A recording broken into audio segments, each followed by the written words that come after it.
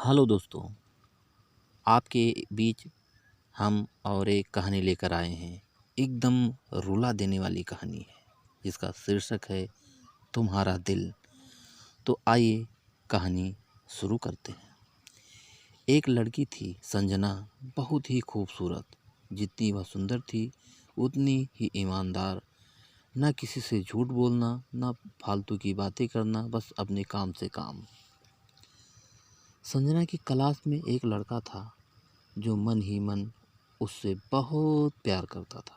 नाम था उसका संजय। लड़का अक्सर उसके छोटे मोटे काम कर दिया करता था। बदले में जब लड़की मुस्कुराकर थैंक यू कहती तो लड़के की खुशी की सीमा नहीं रहती थी। एक बार की बात है, संजय और संजना साथ साथ घर जा रहे थे। तभी जोरदार बारिश होने लगी। दोनों ने एक पेड़ के नीचे शरण ली। बारिश बहुत तेज थी। कुछ ही पलों में बूंदें छन छन कर नीचे आने लगी। ऐसे में बारिश से बचने के लिए दोनों एक दूसरे के बेहद करीब आ गए। संजना को इतने करीब पाकर संजय अपने जज्बातों पर काबू ना रख सका।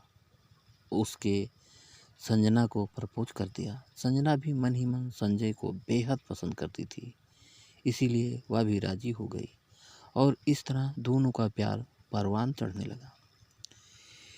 एक बार की बात है, संजना उसी पेड़ के नीचे संजय का इंतजार कर रही थी। संजय बहुत देर से आया। उसे देखकर संजना नाराज हुई और बोली, तुम इतनी देर से क्यों आए? मेरी तो जान ही निकल गई थी। संजना की बात सुनकर संजय मुस्कुरा दिया। जाने मन, मैं तुमसे दूर कहाँ गया था। मैं तो तुम्हारे दिल में ही रहता हूँ। तुम्हें यकीन ना हो तो अपने दिल से पूछ लो।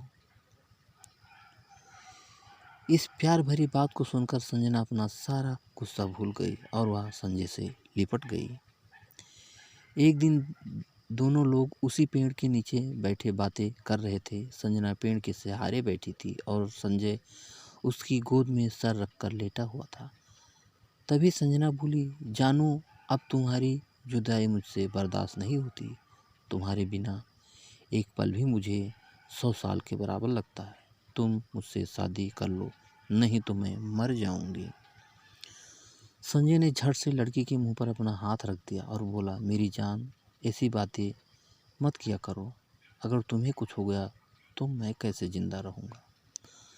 संजना कुछ नहीं बोली। वह उम्मीद भरी नजरों से संजय की ओर देखती रही। संजय ने अपनी बात आगे बढ़ाई, तुम चिंता मत करो जान, मैं जल्दी ही अपने घर वालों से बात करूंगा। धीरे धीरे काफ़ी समय बीत गया। एक दिन की बात है, दोनों लोग उसी पेड़ के नीचे बैठे हुए थे। उस वक्त संजय का चेहरा उतरा हुआ था। संजय के पूछने पर वह रुआंसा होकर बोला, जान, मैंने अपने घर वालों को बहुत समझाया पर वे हमारी शादी के लिए तैयार ही नहीं हैं। उन्होंने मेरी शादी कहीं और तय कर दी है। यह सुनकर संजना का कलेजा फट गया। उसका मन हुआ कि वह ज़ोर ज़ोर से रोए, लेकिन उसने अपने जज्बात पर काबू पा लिया और बोली, जानू, मैं तुमसे सच्चा प्यार किया है। मैं तुम्हें कभी नहीं भूल सकती। प्लीज़ मुझे माफ़ कर देना। संजय ने धीरे से बोला, वैसे अगर तुम चाहो तो हम लोग हमेशा अच्छे दोस्त रह सकते हैं। संजना यह सुनकर जोर जोर रोने लगी। संजय ने उसे बहुत समझाया पर संजना चाहकर भी अपने आप पर काबू नहीं कर पाई और वह रोते हुए अपने घर को चली गई। देखते ही देखते संजय की शादी का दिन आ गया। उसे यकीन था कि उसकी शादी में संजना जरूर आएगी, पर ऐसा नहीं हुआ। हाँ, उसका भेजा हुआ एक गिफ्ट पैक उसे जरूर मिला। संजय ने कांपते हाथों से उसे खोला। उस गिफ्ट को देखते ही संजय बेहोश हो गया। गिफ्ट पैक में और कुछ नहीं, खून से लथपथ संजना का दिल रखा हुआ था और साथ में ही थी एक चिट्ठी जिसमें लिखा हुआ था, अरे पागल, अपना दिल तो लेते जा वरना अपनी पत्नी को क्या देगा। दोस्तों, किसी के लिए मोहब्बत टाइम पास होती है और किसी के लिए ज़िंदगी से बढ़कर।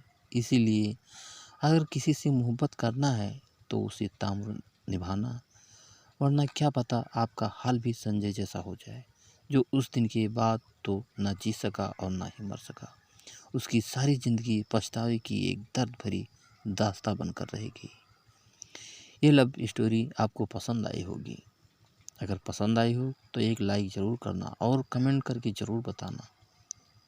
और अभी तक अगर आप हमारे चैनल से नहीं जुड़े हैं तो हमारे चैनल को सब्सक्राइब कर लीजिए, जिससे आपके बीच और अच्छी अच्छी कहानियाँ लाता रहूँ। अगली कहानी में फिर मिलेंगे, तब तक के लिए नमस्कार।